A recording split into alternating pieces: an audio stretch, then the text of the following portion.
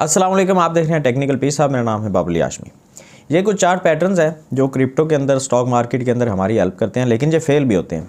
Fail कैसे होते हैं, मैं लाइव एग्जांपल कुछ आपके सामने रखूंगा, जिससे आपको आइडिया होगा कि हमने सिर्फ और सिर्फ चार्ट पैटर्न को देख के फैसला नहीं करना होता, और भी बहुत सारी चीज़ें होती हैं। और वो कौन सी होती हैं, और चार्ट पैटर्न जो हैं वो गलत कैसे हो जाते हैं, क्यों हो जाते हैं, ये सारी चीज़ें मैं आपको समझाऊंगा। आपने वीडियो को एंड तक देखना है, और वीडियो अच्छी लगे तो लाइक भी करना है आपने, और अपने दोस्तों के साथ शेयर लाजमी कर दिया करें। मेरे चैनल का भी फ़ायदा होगा और आपकी कम्युनिटी जो है वो बढ़ जाएगी। अच्छा, ये देखें, सबसे पहले नंबर पे यहाँ पे हम एक पैटर्न को देख रहे हैं जिसका नाम है बुलिश फैलिंग वेज। और ये पैटर्न आप देख लें, जब एक ऊपर से डिसेंडिंग एक लाइन आती है, नीचे से भी एक डिसेंडिंग लाइन आती है, और पीछे से जो वाइड होती है आगे से नैरो होती जाती है, तो इसको हम बोलते हैं फैलिंग वेज। और इसका जो नतीजा है वो यहाँ पे ये बताया जा रहा है कि इसका नतीजा आएगा मार्केट ऊपर जाएगी, बुलिश होगी। ये भी है एक्सपेंडिंग ट्रायंगल, और ये आगे से वाइड है और पीछे से नैरो है। बाकी सेम ही सिचुएशन है, और मार्केट यहाँ से भी ऊपर ही जाएगी। अच्छा, इसका नतीजा तो यही आना चाहिए कि मार्केट ऊपर जानी चाहिए। और ये ऊपर आपको एक बेरिश राइजिंग वेज नज़र आ रहा है, इसका नतीजा ये आना चाहिए कि मार्केट जो है वो नीचे आनी चाहिए। और ये पीछे से वाइड है, आगे से नैरो है, और मार्केट जो है वो ऊपर से भी एक असेंडिंग एक लाइन जा रही है और नीचे से भी असेंडिंग लाइन जा रही है। तो इसको मैं आपको अब लाइव दिखाता हूँ कि ये गलत कैसे साबित हुआ है और क्यों हुआ है, और आपने इसका तोड़ कैसे करना है, इसका इलाज क्या है। ये देखें, ये एक फेल्ड चार्ट पैटर्न है बुलिश फैलिंग वेज के नाम से। और जैसे कि मैंने आपको बताया था, ये आप सारी निशानियाँ जो है उनके ऊपर गौर करें। यहाँ पर आप देखें, सॉरी एक मिनट, इसको रिफ्रेश करना पड़ेगा।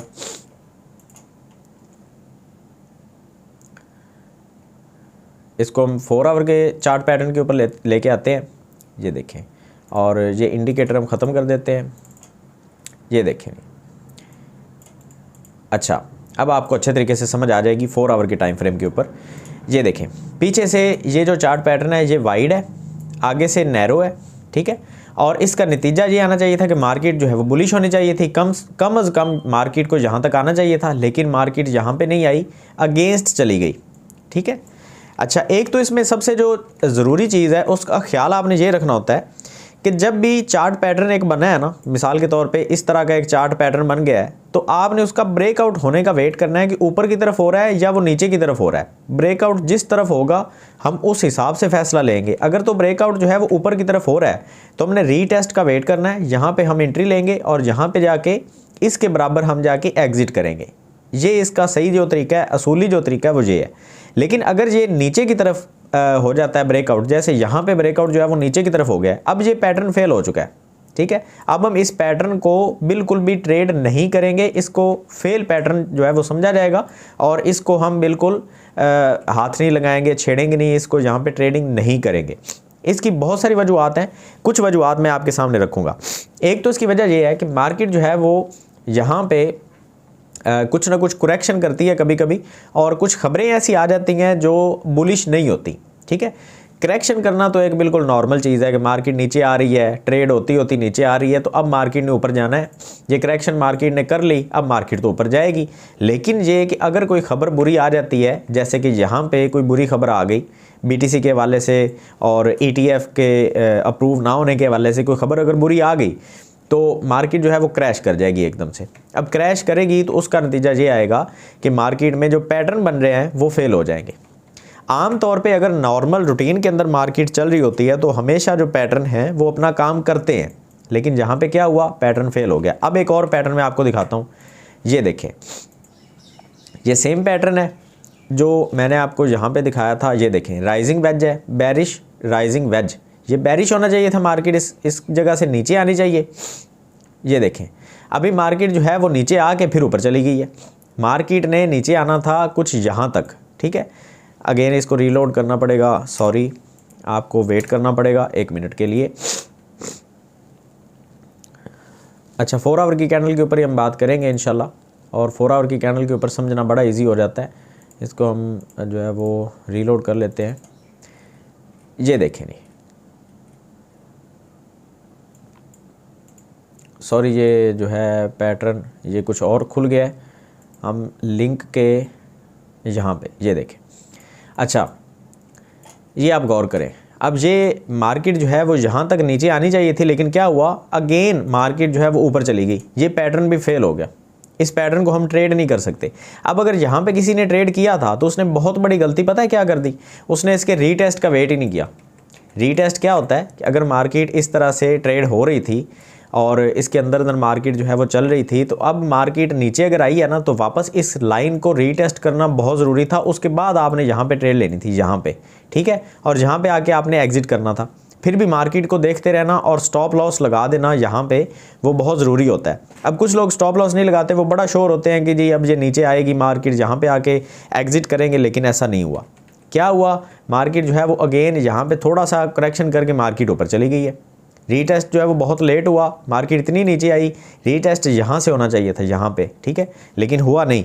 जो हम सोच रहे थे वैसा नहीं हुआ, तो ये जो है पैटर्न ये भी फेल हो गया। आगे चलते हैं, एक और पैटर्न है LTC के हवाले से, ये देख लेते हैं। ये देखें जी, ये पैटर्न भी जो है ये भी फेल हो चुका है। इसको हम बोलते हैं चैनल पैटर्न। यहाँ पे आई थिंक इसके अंदर होगा या यहाँ पे अगर नहीं भी है तो किसी और के अंदर देख लेंगे।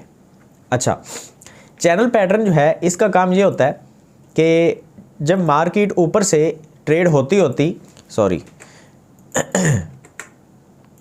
मार्केट ट्रेड होती अगर ऊपर जा रही है और अगेन एक दफ़ा नीचे गिरती है और एक चैनल बनता है यहाँ पे, इस चैनल के ये है कि ऊपर वाली लाइन भी स्ट्रेट होगी, नीचे वाली भी स्ट्रेट होगी, असेंडिंग या डिसेंडिंग नहीं होगी, ठीक है। ये होती है असेंडिंग लाइन और ये होती है डिसेंडिंग लाइन। अगर इस तरह से मार्केट चल रही है तो इसको हम डिसेंडिंग लाइन बोलेंगे, ठीक है। और अगर मार्केट जो है वो इस तरह से चल रही है, इसके ऊपर चल रही है, ठीक है, या फिर यहाँ पे नीचे इसके चल रही है, तो इसको हम असेंडिंग लाइन बोलते हैं। अच्छा, ये दोनों लाइन जो है ये स्ट्रेट होंगी, ऊपर वाली भी नीचे वाली भी, तो इसका नतीजा ये आएगा कि मार्केट नीचे की तरफ ब्रेकआउट होगी, रीटेस्ट करेगी और मार्केट नीचे गिरेगी। लेकिन यहाँ पे क्या हुआ, बिल्कुल इसका उल्टा हुआ। मार्केट ने ऊपर की तरफ ब्रेकआउट किया और मार्केट ऊपर चलेगी, फिर नीचे आई भी है तो इस पैटर्न के नीचे नहीं आई। ये देखें, स्टॉप लॉस जो है वो आपका ठीक है हिट नहीं हुआ होगा, लेकिन ये है कि आपने यहाँ पे जो अगर किसी ने यहाँ पे ट्रेड ली है तो वो फेल होगी ट्रेड उसकी। अब मैं आपको बताता हूँ इसका जो सिंपल एक हल है ना, वो ये है कि कभी भी आपने एक तो स्टॉप लॉस के बिना ट्रेड नहीं करनी। ये मैं आपको ऑलरेडी बता चुका हूँ। स्टॉप लॉस कैसे लगता है उसको आपने जहन में रखना है। स्टॉप लॉस लगाने का तरीका ये होता है कि पहले आपने tradingview.com के ऊपर आके आपने एनालिसिस करना होता है, उसके बाद आपने ट्रेड लेनी होती है। डायरेक्टली आपने OKX बाइनांस के ऊपर ट्रेड नहीं लेनी होती कभी भी, ठीक है। अब स्टॉप लॉस कैसे लगेगा, मिसाल के तौर पे आपने इसको ट्रेड करना है इस पैटर्न को, तो आप ये करेंगे कि मार्केट अगर यहाँ पे आके आपको लगता है कि ब्रेकआउट हो गया नीचे की तरफ, तो आपने स्टॉप लॉस लगाया। अब स्टॉप लॉस कैसे लगेगा, ऐसे लगेगा। ये देखें, आपने यहाँ पे 2% का स्टॉप लॉस लगाया और आपने प्रॉफिट रेशो जो है वो आपने रख ली 6%।